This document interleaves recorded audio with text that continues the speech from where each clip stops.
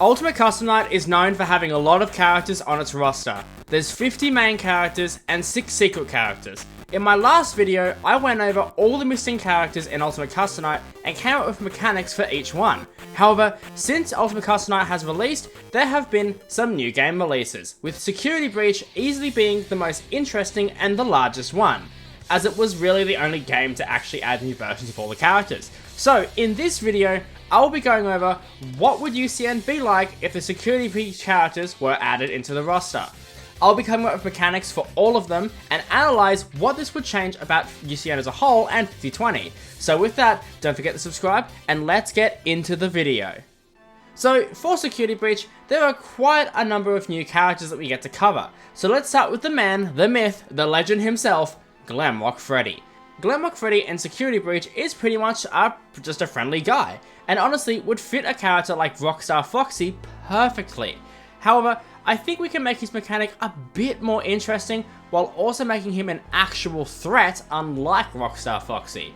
So my idea for the mechanic is this. When you drop the camera, there is a chance that Glamrock Freddy will be in your office in an unrepaired state. Complete the puzzle within 30 seconds or he will jump scare you. If you are successful, then Glamrock Freddy will give you one of Rockstar Foxy's perks at random.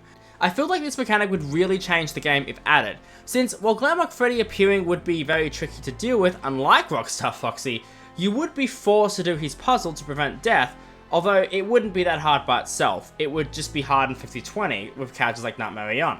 But the benefits like randomly getting 10 Faz coins could be really beneficial, and depending on how often Glamrock Freddy spawns, you could get 10 Faz coins from him faster than normal coin farming. And in no death coin runs, he could be absolutely essential. So I think he would balance the game out in being a bit harder for new players, but would be massive help for experienced players. But I really like Glamrock Freddy's mechanic, and I think it could be cool.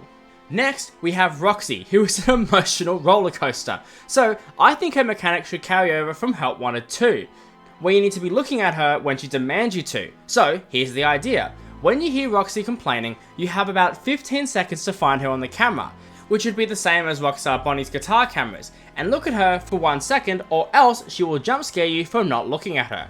I personally think this would make 50/20's main strat completely change and basically force you to do a no death coin route, as depending on how often Roxy shows up, you could get completely screwed by Toy Freddy intervals and the plushies by being on the cams for too long. So Roxy would make this game so much harder than it already is, which could be really cool, and I actually think this both fits Roxy's character and makes her super important. It might actually make her the hardest character ever in UCN.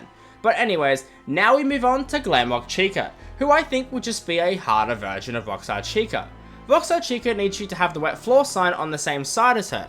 However, with Glamrock Chica, I think it would be cool if you had garbage on the opposite side to lure Glamrock Chica to the opposite door. Otherwise, she would just enter for the office to get to the trash and then jump scare you when she sees you. This could be very tricky depending on how fast she moves and how long she waits. As you can see, there is a theme with these characters making the game way harder. Next, we have everyone's favorite gator, Monty. Now, Monty is a bit tricky to come up with a mechanic for, however, I think I have a good idea.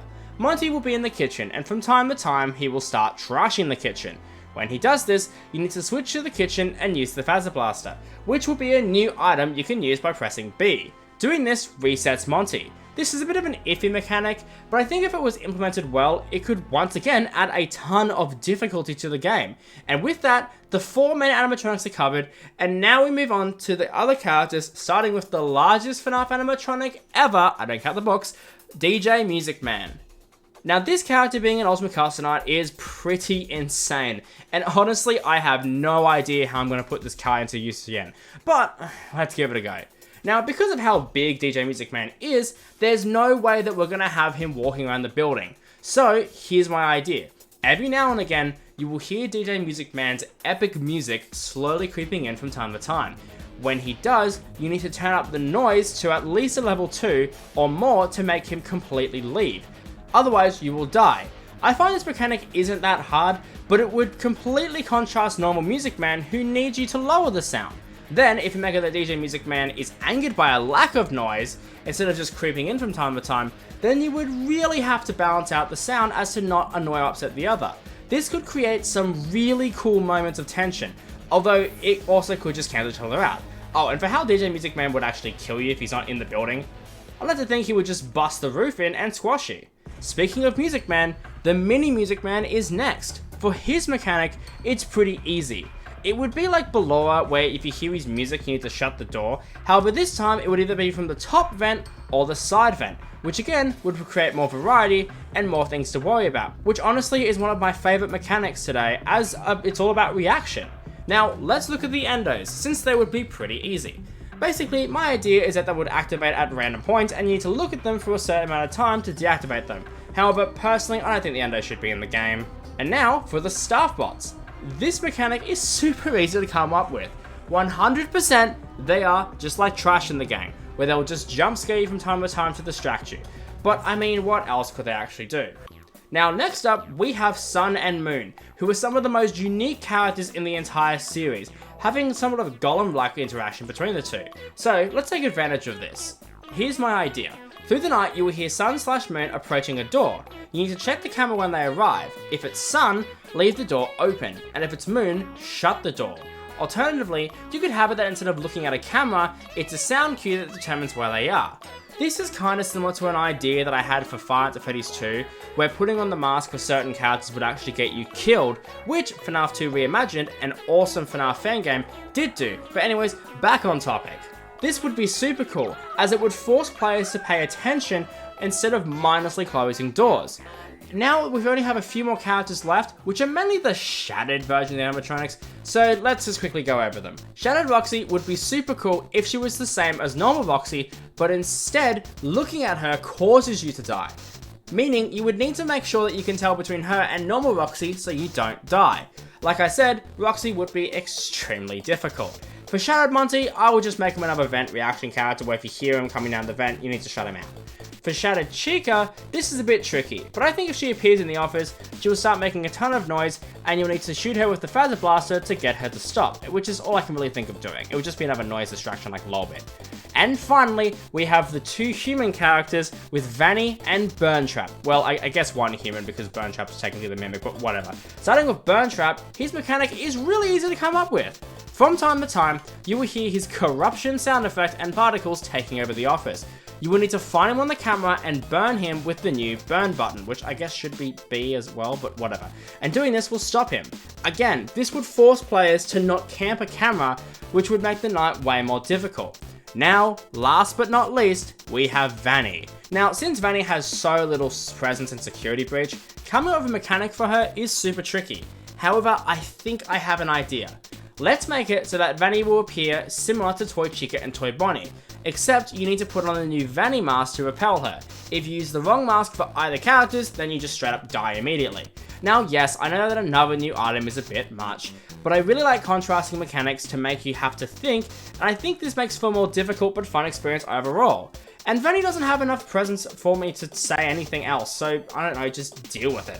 Now that we have covered every single character who is part of the base game, I think it's time that we now switch to every character who is part of the Ruin DLC, as this game has quite a few new characters as well, and technically it's part of Security Breach. So let's get into them. Starting with the Ruin versions of the characters, Ruin Chica, Monty, and Roxy are all honestly difficult to come up with mechanics for. So I'm just going to group them all into one category and give them all the exact same mechanic, since I don't think they're interesting enough on their own. The mechanic is simply when they appear in the office, you need to use, yes, another item, the Phas Wrench, and zap them. Chica will be on the left side of the office, Roxy will be on the right, and Monty will be under the desk. Next up, we have Eclipse, who has a bit more of a role to play. My idea is that Eclipse will appear on either side of the office, and you need to flash them when they enter their moon state. Pretty basic and basically another Nightmare Balloon Boy, but what can you do? And now for the only other real character that Ruin adds, and our last character for today.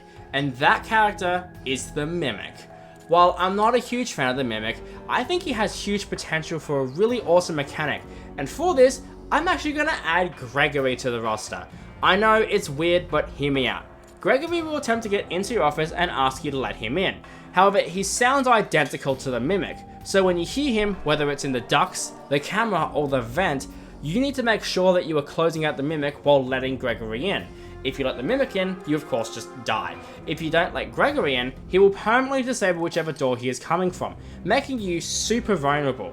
I think this will completely change the game once again, just like every other character, and I think it really plays on the Mimic part of the Mimic as a character. But with that, we have covered every single character from Security Breach, from both the base game and from the Ruin DLC. If you have enjoyed this video and you want to see more like it, please let me know in the comments below, give me some ideas for videos I could make with this idea, and subscribe for more content like this. Thank you so much for watching, and I'll see you in the next video.